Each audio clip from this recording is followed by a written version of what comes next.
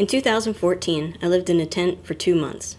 This was my plot of land, a wooden platform in the woods of upstate New York.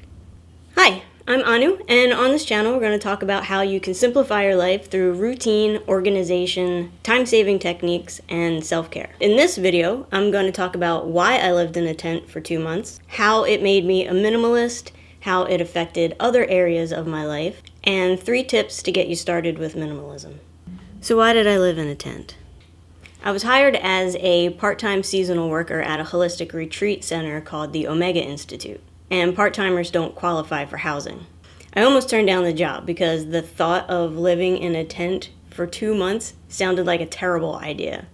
I wasn't much of a camper, but it turned out to be the best decision that I had ever made in my entire life for many reasons, but today I'm just going to talk about how it made me a minimalist. Omega is like no place I had ever been. Everyone was extraordinarily welcoming and friendly. You could sit at any table in the cafeteria and walk away with a new friend. And nobody cared about your stuff. I once left my laptop on a table in the cafe for 6 hours and never once did I worry about somebody taking it. Almost nobody had a television or gaming console to entertain themselves. Instead, we gathered around bonfires and played music. We traveled to hilltops and watched the sunset. We took hikes. We threw ridiculously themed parties and planned parades. Life was so simple, and it was joyful. Omega really taught me to appreciate the simple pleasures in life. I didn't realize how quickly I had acclimated to life at Omega until I had been there for 2 weeks and needed to go into town for a new air mattress. The traffic, the noise, the congestion of people, the rushed tempo of normal everyday life shocked me. I couldn't wait to get back to my simple, quiet life at Omega in my tiny tent.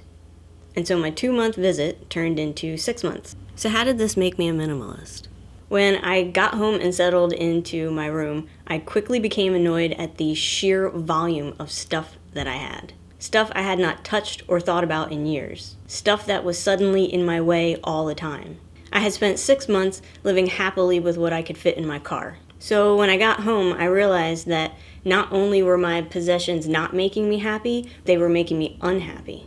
New things bring us a shot of feel-good, but if things really made us happy, considering that the average American household has about 300,000 items in it, we should all be ecstatic. Instead, my stuff felt like an anchor, weighing me down, holding me in place.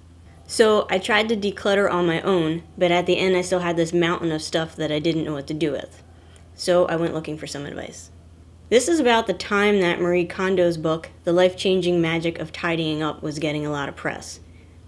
All people really know about this book is asking yourself if something sparks joy. And that is part of it, but it's also filled with really practical advice, like the order in which to declutter things, how to store your everyday carry items, how to fold your clothes so you can see everything that you own, and advice for parting with sentimental items.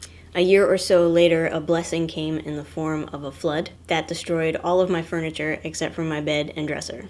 Honestly, it was a relief. It felt like a chance to start over. I came to realize that minimalism is not just about what we let go of, but what we let in. So how did this change my thinking? If everything is important, nothing is important. A friend of mine had a wall completely covered in pictures, dozens of them. One day she asked me if I could remember a particular picture on the wall, and I couldn't. How could I look at this wall almost every day and not recall this picture? It's because nothing stood out. Everything on the wall was given the same importance. To me, it just looked like a giant wall of pictures. If she had 2 pictures on the wall, I doubt I'd have any problem remembering the subject of the pictures. Quality over quantity. Minimizing my stuff really made me think about what I bring into my life and why. It made me more discerning when it comes to purchasing items. If I was only going to have one of something, I wanted it to last a long time. This started to affect how I viewed the disposable mindset most of us are in, from plastic forks to fast fashion. I started buying more consciously. I consider the materials used to make the item, the ethics of the company, and I try to support small businesses. I reconsidered everything. After I asked which objects in my life brought me joy and which ones caused me stress, it sort of naturally expanded out into other areas of my life. Which people were bringing me joy and which people were sapping my energy. Which habits made me feel good, which habits made me feel bad about myself. and this process of letting go has been continuous. Here are a few things to consider. You can call them tips if you like. Our items can sometimes cause stress. Consider if you really need them. This is the flip side of the Marie Kondo Spark Joy coin. Let me give you 2 quick examples. Years ago, when dusting a shelf, I realized how annoyed I would get every time I had to remove the books to clean the shelf. Books that I hadn't read in a long time and didn't know if I ever would again. I decided to donate every book that could be repurchased on Kindle. To date, I've only repurchased 2 of those books and cut out the unnecessary stress of having to deal with things that were no longer serving a purpose. Just today, I decided to get rid of most of my plates and utensils. I don't have a dishwasher, so I have to wash everything by hand, but I have eczema, so my hands get really irritated. So I have a habit of just letting dishes pile up in the sink, and it causes me stress every single time I look at it. So I decided to pare down. The fewer dishes and utensils I have, the more often I'm going to be forced to wash dishes, which means that this won't happen again. If I don't have the money for it, I don't buy it. I have 1 credit card, and that is for emergencies, which luckily I have never had to use. If I don't have money to buy something, I just don't buy it. It keeps me out of debt, and it keeps me from buying on impulse and collecting too much. Don't be tempted by free things. Free is rarely free. When someone wants to hand you a swag bag with a stress ball, a plastic pen, and a cheap water bottle, it's okay to say no thank you. Because once you bring them home with you, you have to decide what to do with them. Do you really want that ugly pen that's just going to sit in a drawer with 40 other ugly pens?